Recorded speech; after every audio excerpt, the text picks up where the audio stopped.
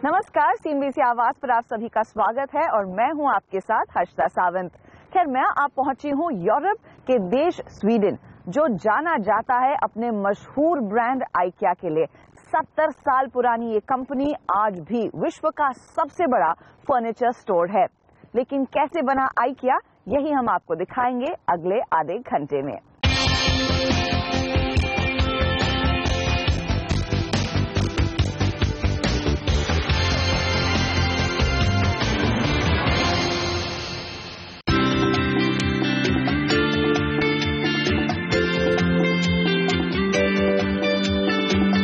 IKEA की भारतीय बाजारों में आने की तैयारी कई सालों से चल रही है। कंपनी को सिंगल ब्रांड रिटेल का लाइसेंस 2013 में मिला, लेकिन अगले साल यानी कि 2018 में कंपनी का पहला स्टोर भारतीय बाजारों में लॉन्च होगा। हैदराबाद से शुरुआत होगी। लेकिन क्या है खास आइकिया के स्टोर में, इनकी कस्टमर एक्सपीरियंस में? चलिए खुद ही देख लेते हैं।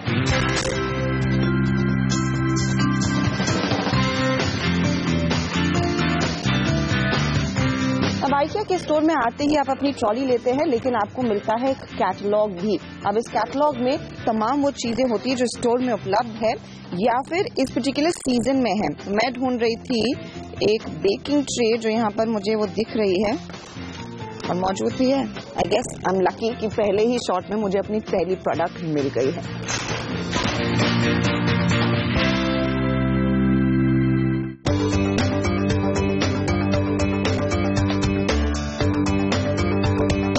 आइकिया के स्टोर्स में वैसे प्रोडक्ट्स की कोई कमी नहीं है, आप कह सकते हैं प्रोडक्ट्स की भरमार है। औसतन 9,500 प्रोडक्ट्स एक पर्टिकुलर स्टोर में होते हैं। अगर आप लकी हो तो आपके स्टोर में जहां पर भी आप जाएं 11,000 से ज्यादा के भी प्रोडक्ट्स मिलेंगे। आलमहाल्ट माल्मो के जो कोर स्टोर्स हैं जो आइकिया हेडक्वार्टर्स के पास है, यहाँ पर हम देखते हैं ज्यादा से ज्यादा supply range.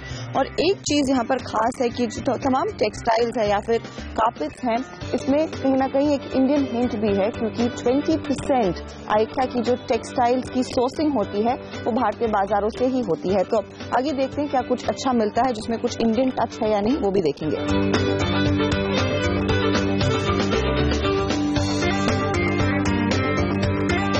See, made in India, designed by Anna.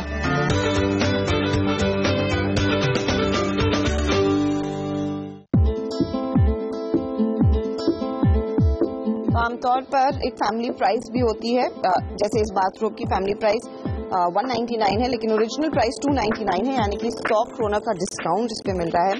Accessories उठाना तो काफी आसान काम है, लेकिन अगर फर्नीचर उठाना, स्पेशली इस तरह का कैबिनेट हो, छोटे कैबिनेट्स, वॉल कैबिनेट, तो आपको ये पता होना चाहिए कि आपके घर में कितनी एरिया है और जो फर्नीचर आपको पसंद आ रहा है वो सही से फिट आएगा या नहीं।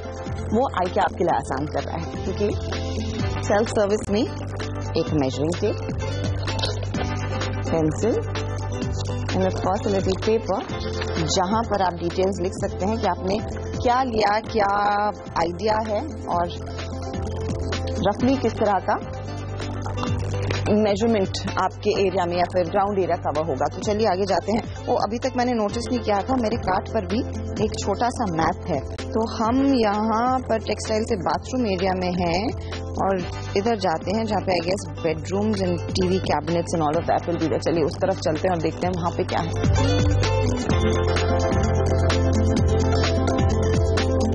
जो भी आपने शेल्फ उठाना है उसको आप आसानी से यहाँ पर मेजर कर सकते हैं। 18 है, ठीक है।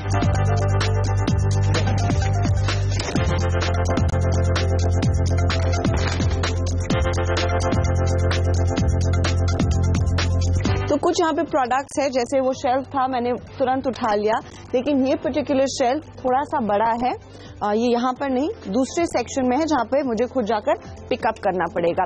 यही वो सेल्फ सर्विस का डिफरेंस है जो आइकिया में लोगों को खुद करना पड़ता है। अब देखना होगा कि क्या भारत में इसी तरह का कॉन्सेप्ट काम करेगा या नहीं। यहाँ पर मुझे एक एंगल्स खरीदने हैं मेरे उस शेल्फ के लिए, तो वो मैं देख लेती हूँ। एक वी शेल्फ एंगल्स, हाँ, तो पार्ट में मैं अपने शेल्फ की तैयारी कर रही हूँ। तो ये एंगल्स हैं और आगे जाकर मैं इनफैक्ट वो पर्टिकुलर शेल्फ, ड्रॉ शेल्फ आगे से पिकअप करूंगी।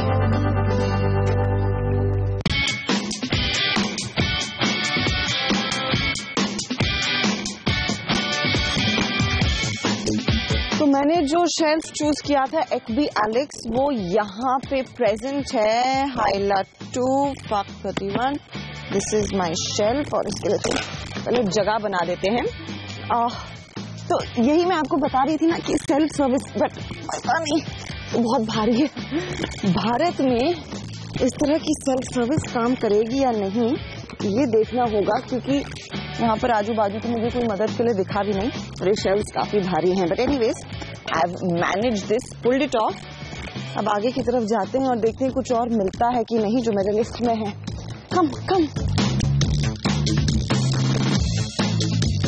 मैं पूरी लिबर्टी ले रही हूँ यहाँ का फर्नीचर टेस्ट करने की, अच्छे से जांचने की, जिसे कहते हैं ना कस्टमर एक्सपीरियंस, वो देखने की, क्योंकि ऐसे मौके हमें भारत में तो नहीं मिलते।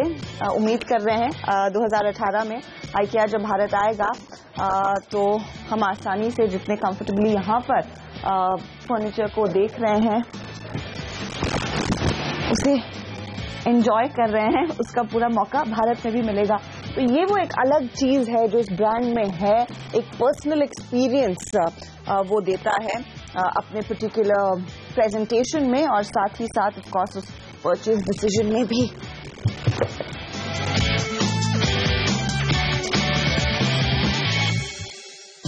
IKEA की खूबसूरती यही है कि यहाँ पर एक बढ़िया DIY कल्चर है, यानी कि डू इट योरसेल्फ। आप अपने शेल्व्स या प्रोडक्ट्स खुद चूज कीजिए, अपने कार्ट में खुद डालिए और आखिर में खुद स्कैन करके बिलिंग भी अपने आप ही कर सकते हैं। तो इसी के साथ मेरी ये शॉपिंग एक्सपीरियंस काफी इंटरेस्टिंग रही है, रोमांचक रही है और हम उम्मीद कर रहे हैं कि इसी अंदाज में भारत का भी स्टोर जल्द ही दिखेगा 2018 में।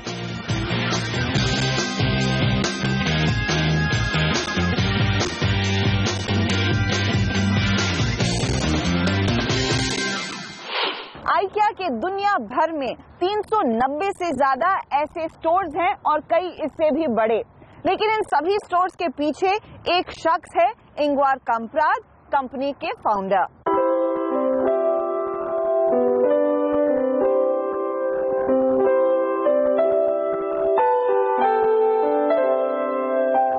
होनहार बिरवा के होत चिकने पात।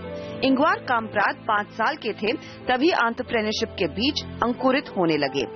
तब वो अपने पड़ोसियों को माचिस की डिब्बियां बेचा करते।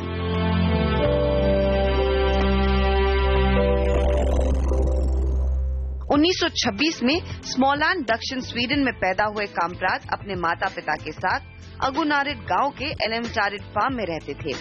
वो अपनी माँ से कहते कि शहर से माचिस के बड़े बक्से खरीद के लाओ और फिर उन्हें छोटे डिब्बों में डालकर बेच दे।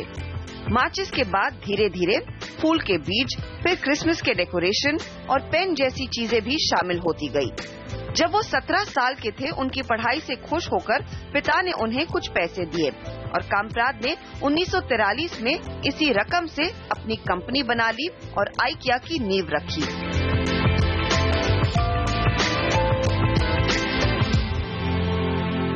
इंगवार कामप्राद, एलेमटारिड अगुनारिड, ये एक आम नाम और पता है एलमहल्ट स्वीडन का, लेकिन इस नाम और पता में से निकला एक बहुत ही मशहूर ब्रांड IKEA। 4 अक्षरों का ये ब्रांड आज विश्व का सबसे मशहूर होम फर्नीचर स्टोर है।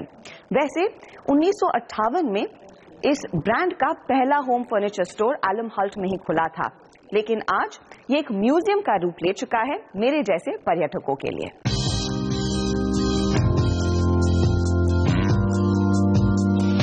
फाउंडर इंगवार कामप्राद और इनकी कंपनी IKEA का सफर आज इस म्यूजियम में सहज कर रख दिया गया है। यहाँ रखी तमाम चीजें न सिर्फ कामप्राद के शुरुआती दिनों की यादगार हैं, बल्कि ये उनकी बिजनेस फिलॉसफी और स्ट्रैटेजी भी बताती है। कैसे उन्होंने पहले दिन से ही लोगों के जरूरत के प्रोडक्ट कम दाम पर मुहैया करने पर जोर दिया। कस्टमर बेस बढ़ाने के साथ साथ वो ज्यादा ग्राहकों तक पहुंचने के तरीके अपनाते गए। 1945 में उन्होंने अखबारों में विज्ञापन देना शुरू किया और मेल ऑर्डर सेवा शुरू की। फिर 1951 में लोकल मैन्युफैक्चरर्स के साथ मिलकर फर्नीचर बनाने की शुरुआत हुई, जो आज कंपनी का सबसे बड़ा रेवेन्यू स्ट्रीम है। इंगवार कामराज 1950 में ही इनोवेशन पर काफी जोर दे रहे थे और मेल ऑर्डर से फर्नीचर के लिए खास कैटलॉग बनाने के बाद आइकिया का पहला स्टोर एलमहुल्ट स्वीडन में लेट 1958 में शुरू हुआ। इस 72,000 स्क्वायर फीट के स्टोर में पहली बार लोग फर्नीचर को देख और छू सकते थे। इसे आज आइकिया के शॉपिंग एक्सपीरियंस का एक अहम हिस्सा माना जाता है। बहरहाल इस म्यूजियम की गलियारों से गुजरना न सिर्फ आइकिया के पिछले 70 सालों की पूरी जर्नी बल्कि फाउंडर की जिंदगी को छूकर देखने जैसा है।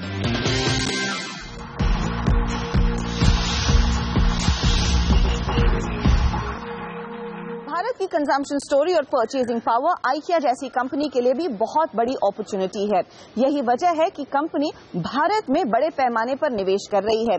कंपनी ने 10,000 करोड़ का निवेश ऐलान कर दिया है और 2025 तक भारत में 25 स्टोर्स खोलने का इरादा भी रखती है। फर्नीचर और होम डिकोर में आइकिया की विशाल रेंज बहुत जल्द भारतीय कंज्यूमर के सामने होगी। 5 साल की कड़ी मेहनत और तैयारी के बाद ये स्वीडिश ब्रांड 2018 की पहली तिमाही में भारत में पहला कदम रखेगा। शुरुआत हैदराबाद की हाईटेक सिटी में 4 लाख स्क्वायर फीट में फैले स्टोर से होगी और उसके कुछ महीनों बाद नवी मुंबई में 4,30,000 स्क्वायर फुट का दूसरा स्टोर खुलेगा। कंपनी 2025 तक 25 स्टोर के साथ भारत के 6 राज्यों में अपना फुटप्रिंट पहुंचाना चाहती है। This will mean the next step in terms of our operations in India. I think opening up India as a retail market is a very big market for us, so it's very exciting. And I think from a purchasing and sourcing point of view, that also opens up completely new possibilities. So we're now looking at the next wave also from a total IKEA point of view. 2013 में single brand retail का licence हासिल करने के बाद IKEA ने भारत में 10,000 करोड़ के निवेश का ऐलान किया था। इसमें हर स्टोर में औसतन 700 करोड़ का निवेश शामिल है, लेकिन अब कंपनी इससे कहीं ज्यादा का निवेश कर सकती है। भारत जैसे बड़े मार्केट को सर्विस करने के लिए कंपनी अपने फ्लैगशिप स्टोर के अलावा पिकअप और डिलीवरी पॉइंट भी शुरू करेगी। कंपनी महाराष्ट्र में हेई होम्स के नाम से 4,000 से 7,000 स्क्वायर फुट के पॉपअप स्टोर भी खोलेगी। इतना बड़ा निवेश और डिस्ट्रीब्यूशन नेटवर्क इसलिए क्योंकि कंपनी भारत में वही कस्टमर एक्सपीरियंस डिलीवर करना चाहती है जिसके लिए उसे जाना जाता है। आइकिया के हर स्टोर में कम से कम 9,500 प्रोडक्ट आपकी नजरों के सामने होते हैं। कस्टमर को इतनी बड़ी वैरायटी से रूबरू करवाने के लिए कंपनी ने दुनिया भर में प्रोडक्शन यूनिट का जाल बिछा रखा है। हमने एलमहुल्ट स्वीडन में कंपनी की ऐसी ही एक फैसिलिटी का जायजा लिया। इस यूनिट की अगर बात करें तो इसकी हफ्ते की कैपेसिटी करीब 1.5 लाख यूनिट की है, यानी कि सालाना यहाँ पर 7 मिलियन यूनिट्स किचन फ्रंट्स की तैयार की जाती हैं और दुनिया भर में भेजी जाती हैं। अब उम्मीद यही है कि इस तरह की प्रोडक्शन यूनिट्स खासकर भारतीय बाजारों में भी आएंगी, यानी कि भारतीय बाजारों को सर्विस करने के लिए खास फैक्ट्रियां लगाई जाएंगी। If it will be 25 different stores, it will be difficult probably to source from Europe the products needed to that store. So then local production will be more interesting, I would guess. वैसे भारत के साथ IKEA का रिश्ता वर्षों पुराना है। Company 40 साल से भारत से प्रोडक्ट सोर्स करती आ रही है। इसमें सबसे बड़ा हिस्सा टेक्सटाइल का है। आइकिया आज देश के 50 सप्लायर्स के साथ काम कर रही है। पिछले साल कंपनी ने भारत से 30 लाख यूरो के प्रोडक्ट सोर्स किए और 2020 तक ये आंकड़ा डबल यानी 60 लाख यूरो होगा। लेकिन अब जब आइकिया को भारत से अपने रिश्तों को रीडिफाइन करना है, कंपनी खास भारतीय बाजार के लिए नए प्रोडक्ट की सोर्सिंग भी शुरू कर रही है। So on the one hand, we are now starting up when it comes to upholstery and sofa and mattresses, quite bulky type of furniture, but we're also exploring and looking into areas of solid wood and bamboo and also flatline particle board based furniture. Product sourcing के लिए company नई production unit लगाने पर विचार कर रही है, लेकिन इतने बड़े पैमाने पर प्रोडक्ट हैंडलिंग, ट्रांसपोर्टेशन और डिस्ट्रीब्यूशन के लिए वर्ल्ड क्लास डिस्ट्रीब्यूशन सेंटर की भी जरूरत होती है। आइकिया हेडक्वार्टर के इस डिस्ट्रीब्यूशन सेंटर की तरह ये 27 लाख स्क्वायर फुट में फैला है और हर रोज यहाँ 10,000 मीट्रिक टन के पैकेज हैंडल किए जाते हैं। यानी बेड, टेबल, वार्डरोब, मैट्रेसेस। जो भी लोग ऑर्डर कर रहे हैं वो इसी सेंटर से अलग अलग स्टोर या फिर लोगों के घर तक भेजा जाता है। मैं आइकिया के आलम हॉल डिस्ट्रीब्यूशन सेंटर में खड़ी हूं और यहां की कैपेसिटी औसतन दिन की 6128 क्यूबिक मीटर हैंडल करने की है, यानी कि बड़े पैमाने पर मैकेनाइज तरीके से, ऑटोमेटेड तरीके से पैकेजेस को एक जगह से दूसरी जगह और खास करके स्टोर डेस्टिनेशंस के लिए तैयार किया जाता है। और इसी तर्ज पर आइकिया प्लान कर रहा है पुणे में भी एक बड़ा डिस्ट्रीब्यूशन सेंटर खड़े करने का। आइकिया के भारतीय ऑपरेशंस में महाराष्ट्र को सबसे ज्यादा निवेश मिलता हुआ दिखाई देगा। जुलाई के करीब पुणे का डिस्ट्रीब्यूशन सेंटर खुलेगा और कंपनी महाराष्ट्र में कुल 6 स्टोर खोलने का इरादा रखती है। आइकिया ने पिछले 70 सालों में 48 देशों में अपने कारोबार को स्केल किया है, लेकिन अब कंपनी की निगाहें भारतीय बाजार पर हैं। वैसे आइकिया और भारत का कनेक्शन सालों पुराना है। पिछले 40 सालों से टेक्सटाइल जैसे प्रोडक्ट्स आइकिया ने भारत से ही सोर्स किए हैं, लेकिन अब कंपनी अपने रिटेल फुटप्रिंट को बढ़ाना चाहती है। इसी पर मैंने बात की आइकिया इंडिया के संदीप सनन से। सबसे पहले, भारत इतना इम्पोर्टेंट मार्केट क्यों है आइकिया के लिए? हम लोग करीब पिछले 40 साल से सोर्सिंग कर रहे हैं इंडिया से, और इंडिया टेक्सटाइल के में एरिया में बहुत ही इम्पोर्टेंट सोर्सिंग कंट्री है हमारे लिए। इसी तरह से अब जैसे स्टोर खुल रहा है तो हम और भी नई नई कैटेगरीज यहाँ पे स्टार्ट करना चाहते हैं, जिसका काम पिछले 2-3 साल से शुरू हो गया है। और जब ये रिटेल प्लेटफॉर्म खुद आता है एक देश में, तो क्या वो कोलैबोरेशन और भी गहरा हो जाता है? जो टोटल ये इसके लिए जो वैल्यू चेन क्रिएट करनी पड़ेगी, जो सप्लाई चेन, वो बहुत चैलेंजिंग है, जिसपे हमारी टीम पूरा काम कर रही है इस समय। हम लोग काफी कमिटमेंट के साथ इसमें लगे हुए हैं कि पूरी रॉ मटेरियल से लेके एंड प्रोडक्ट तक जो वैल्यू चेन है उसको ऑप्टिमल बनाया जाए, जिससे जो एंड प्रोडक्ट की जो प्राइस कस्टमर को दी जाएगी वो बहुत ही कॉम्पिटिटिव होगी, और साथ में जो ये प्राइस है वो ग्लोबली कॉम्पिटिटिव होगी, जैसे हम एक्सपोर्ट भी कर सके। इस समय टेक्सटाइल की लगभग 20% सोर्सिंग भारत से होती है। क्या वो आंकड़े आने वाले सालों में बढ़ते दिखाई देंगे? जो अब हम नई कैटेगरी स्टार्ट कर रहे हैं उसके अंदर हम ऑफकोर्स जो इंडियन मार्केट शुरू होगी, रिटेल होगी, उनको सप्लाई करेंगे, और साथ में आसपास के देशों को भी सप्लाई करेगा यहाँ से। जैसे एग्जांपल मैंने भी दिया, सोफा की हमने भी प्रोडक्शन शुरू की है और हम उसको दुबई में एक्सपोर्ट करना शुरू किया है, और धीरे धीरे हम आसपास और मार्केट्स में भी एक्सपोर्ट करेंगे। और जब हमारा स्टोर खुलेगा हैदराबाद में, तो वहाँ पे भी इंडियन सप्लायर से ही सोफा जाएगा वहाँ पे, और इस तरह से नई नई कैटेगरीज हम ऐड कर रहे हैं। क्योंकि आपने कहा इंडियन सप्लायर्स का ही सोफा जाएगा, तो क्या वो फील, वो एक्सपीरियंस जिस तरह से हम विदेश में आइकिया के प्रोडक्ट्स देखते हैं वैसा ही रहेगा या फिर कुछ अलग रहेगा? जो क्वालिटी लेवल्स है और जो उसके अंदर जो स्टैंडर्ड्स है वो सब इंटरनेशनल स्टैंडर्ड्स हो गए। इनफैक्ट आइकिया पूरे ग्लोबल सबसे स्टैंडर्ड्स फॉलो करते हैं, और वही स्टैंडर्ड यहाँ पे फॉलो हो गए। एक एग्जांपल आपको देता हूँ कि जैसे पूरे ग्लोबल में हम लोग फॉर्मल्डिहाइड फ्री एमिशन फर्नीचर बेचते हैं, which can be harmful to the body. अभी इंडिया में वो प्रोसेसेस इतने पॉपुलर नहीं है, तो हमारे जो सप्लायर्स है वो अभी से ही वो बनाना शुरू कर रहे हैं, so that we meet the customers with the best quality in the world with the best prices. चले, तो ग्लोबल एक्सपीरियंस और शायद लोकल सॉल्यूशंस के जवाब। बहुत बहुत शुक्रिया संदीप हमारे लिए समय निकालने बहुत धन्यवाद, and all the best. Thank you. जहां एक और आइकिया पिछले 70 सालों में दुनिया भर में अपने प्रोडक्ट्स के साथ पकड़ जमा चुका है, लेकिन अब नए जमाने के साथ वो न्यू मीडिया और ऑटोमेशन पर भी जोर दे रहा है। इस पर एक नजर डालेंगे ब्रेक के बाद।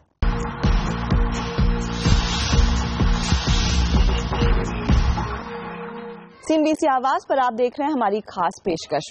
ऐसे खूबसूरत और आरामदायक प्रोडक्ट्स बनाना कोई आसान काम नहीं है, लेकिन आइकिया की डेमोक्रेटिक डिजाइन की स्ट्रैटेजी इस बात का पूरा ख्याल रखती है कि कस्टमर्स को एक फंक्शनल प्रोडक्ट बेहतरीन फॉर्म और एक लो प्राइस पर उपलब्ध कराए। आर्म चेयर, बिली बुक केस और लैक टेबल ये आइकिया के बेस्ट सेलिंग प्रोडक्ट में शामिल हैं। कंपनी के इन क्लासिक प्रोडक्ट्स के पीछे है इनकी डिजाइन टीम। ये टीम बदलते ट्रेंड और ग्राहकों की मांग को देख प्रोडक्ट डिजाइन करती है, और इसका मकसद है हर प्रोडक्ट की क्वालिटी को अव्वल दर्जे का रखना। प्रोडक्ट सस्टेनेबल हो, ग्राहकों को सबसे कम कीमत में मिले, इसका ध्यान भी डिजाइन टीम ही रखती है। कंपनी के लैक टेबल की बात करें तो 1992 में इसकी कीमत तकरीबन 18 यूरो थी और कंपनी ने लगातार इसके मटेरियल को और मजबूत और किफायती बनाने पर जोर दिया। 2010 से ये प्रोडक्ट 5 यूरो में बिक रहा है। You're going to see fairly the same range as you see here in Sweden or anywhere else in terms of products. But when it comes to home furnishing solutions, how you do your home, that's going to be more alike to what you can see in India. So the room sets and so on has to reflect people's lives at home in India. IKEA हर साल 2000 नए product launch करता है। Brand इस बात का पूरा ख्याल रखता है कि वो ऐसे प्रोडक्ट डिजाइन करे जो खरीदार आसानी से खुद असेंबल कर सके और इनका इस्तेमाल भी आसान हो। प्रोडक्ट को डिजाइन और प्रोटोटाइप करने के बाद इन्हें कई टेस्ट से गुजरना पड़ता है। IKEA की टेस्ट लैब में फर्नीचर से लेकर प्रोडक्ट की पैकेजिंग तक सब पहले जांचा जाता है। इस टेस्ट लैब में फर्नीचर से लेकर टेक्सटाइल, कैंडल्स, वो तमाम प्रोडक्ट्स पहले टेस्ट किए जाते हैं जो आखिर में IKEA के स्टोर्स में दिखेंगे। मकसद यही है, इन तमाम प्रोडक्ट्स का एक्सपीरियंस ग्राहकों के लिए बेहतरीन हो, हर मार्केट के हिसाब से प्रोडक्ट सबसे ज्यादा चले और इनके इस्तेमाल में कोई हादसा ना हो। अब इस टिफिन बॉक्स को ही लीजिए, ये रोबोट इसे 20,000 बार खोल और बंद कर रहा है, ये चेक करने के लिए कि बंद करने पर हर बार वो क्लिक सुनाई देता है या नहीं। ऐसे ही यहाँ पर मौजूद बल्ब और दूसरे लाइटिंग प्रोडक्ट 25,000 घंटों तक ऑन रखे जाते हैं उसकी उम्र टेस्ट करने के लिए। यहाँ मेरे पीछे आप देख सकते हैं एक मैट्रेस को टेस्ट किया जा रहा है। इस मैट्रेस को हम फाइनली देखेंगे एक सोफा के ऊपर या फिर एक फुटॉन के ऊपर, लेकिन इस टेस्ट में यही चेक किया जा रहा है कि इस मैट्रेस की वजन सहने की क्षमता कितनी है। 100 किलो का वजन इस पे डाला जाता है कई हजारों घंटे के लिए और आखिर में ये देखा जाता है कि मैट्रेस अंत में उस टेस्ट पास करने के बाद कितना फ्लफी है, यानी कि ग्राहकों के लिए कितना आरामदायक रहेगा। दुनिया भर में IKEA की ऐसी सिर्फ 2 लैब हैं, एलमहोल्ट और शंघाई में। इसके अलावा सप्लाईज के लिए लगभग 100 एक्सटर्नल लैब्स भी हैं। कंपनी आने वाले सालों में अमेरिका, रूस और भारत में भी ऐसे लैब खोलने पर विचार कर रही है। इसी के साथ इस खास पेशकश में इतना ही। एलमहोल्ट स्वीडन से वीडियो जर्नलिस्ट प्रशांत खुगे और मुझे दीजिए इजाजत। नमस्कार।